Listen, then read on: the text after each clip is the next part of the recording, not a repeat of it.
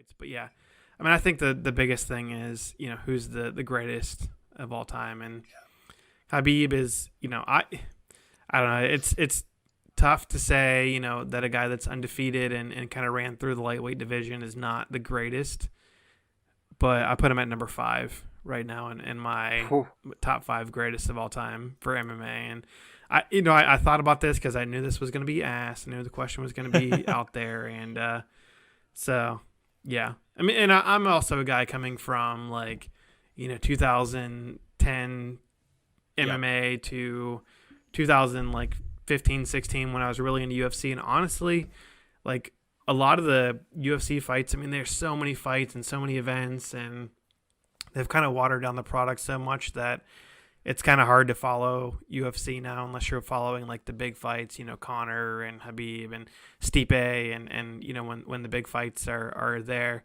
But yeah, so I don't know. Maybe I'm coming from it from a, old guy perspective of, coming to America, Rocky Marciano right. sort of thing. But I mean, GSP is my number 1 fighter of all time by far. John Jones, number 2, Anderson Silva, number 3, Fedor Emelianenko, number 4, and then Khabib Nurmagomedov, number 5. So I don't know where the whole conversation of Khabib being number 1 happened, but he's barely in my top 5. So I don't know. I feel like I had the whole conversation there by myself. We could have a whole hour just on those top 5 and just break those top 5 down themselves. I like that you included Fedor, but it's that one's kind of that one's weird for me because he was in the Pride days and there was there wasn't any testing or anything like that, and there's got to be an asterisk next to Fedor, right? Yeah, because as soon as you bring him over to the UFC, he's not doing so hot. But just what he did for the sport, I feel like you can kind of leave him up there, which makes sense to me. And then same thing with John. There's an asterisk there too, right? For sure. Yeah, so and I feel like the guy that's getting lost in the whole conversation too is Anderson Silva. I feel like he's chopped liver at this point. Hey, Anderson Silva, but back in 2012 to 2015, Anderson Silva, there was nobody that could touch him. Unstoppable. Oh, yeah. And now he's fighting Uriah Hall this weekend. So and I don't know. And to that point is the level of competition that he was against, right? Rich Franklin. Chael Sonnen. He was against the TRT. What's his name? Vitor. Yeah, Vitor, right? Belfort. He knocked him out with a front leg kick. The competition that he was against, that speaks for itself. Yeah, definitely. Yeah. Well, yeah. I look at GSP though. I mean, GSP probably went through more Hall of Famers in his career. That's what I look at. You go Matt Hughes, John Fitch, BJ Penn multiple times, all those guys that I feel like, no offense to Tony Ferguson and Justin Gaethje, but they're not the same level. They're borderline maybe UFC Hall of Famers, but GSP I think was fighting UFC Hall of Famers pretty much every time out, toward the end of his career. Right, because a lot of the guys that we see today are more 1 or 2 dimensional, right? They're either strikers and grapplers, or they're jiu-jitsu and grapplers, or they're just strikers, but you never get that full package like GSP, which is everything. He's a striker, he's a kicker, he's a grappler, he's a jiu-jitsu specialist, somebody that can knock somebody out, with a leg kick or punch, and then do an arm bar, and have takedown defense. I mean, that's the full package. So yeah, I totally agree with that. Yeah, absolutely. Yeah. I feel like Gary, I kind of want to get into your thoughts on UFC 254 if you got a chance to watch it. But I think one of the things that lends, Khabib has all this spotlight is honestly just look at the age of the internet we're in right now compared to where we were at when Anderson Silva and GSP were huge, right?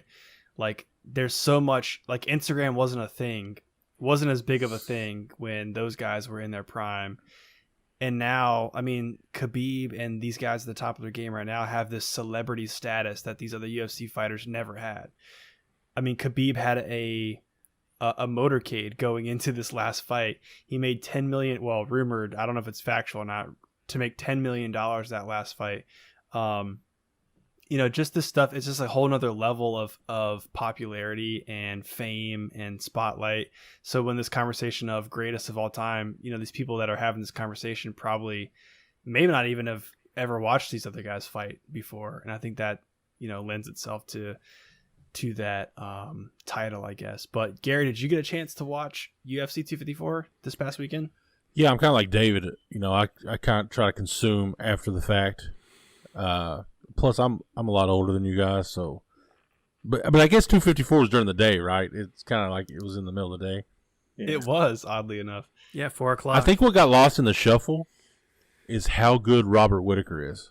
Like Robert Whittaker is a banger, and he's one of those blue collar guys that goes in there.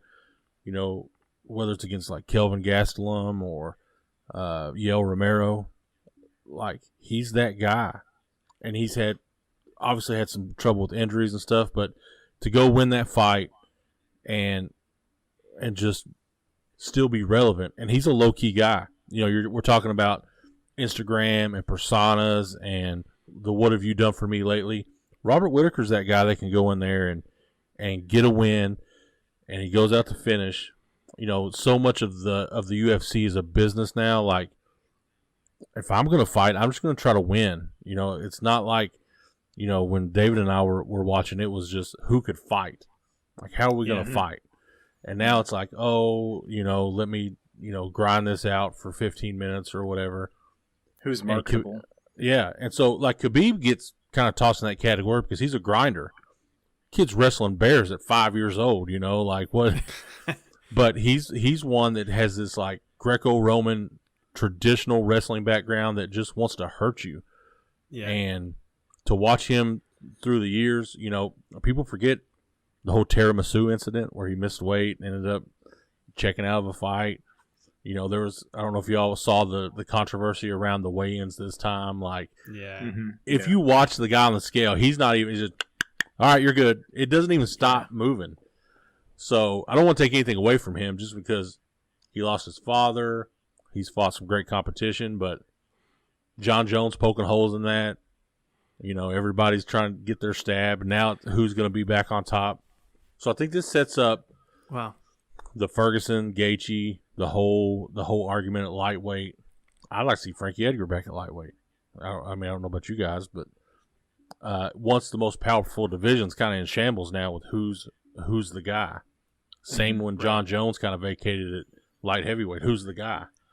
Yep. So there's a lot of questions to be answered going into 2021 at the UFC, and I think 254 just compounded that. Like, we have more questions than we have answers now after that event.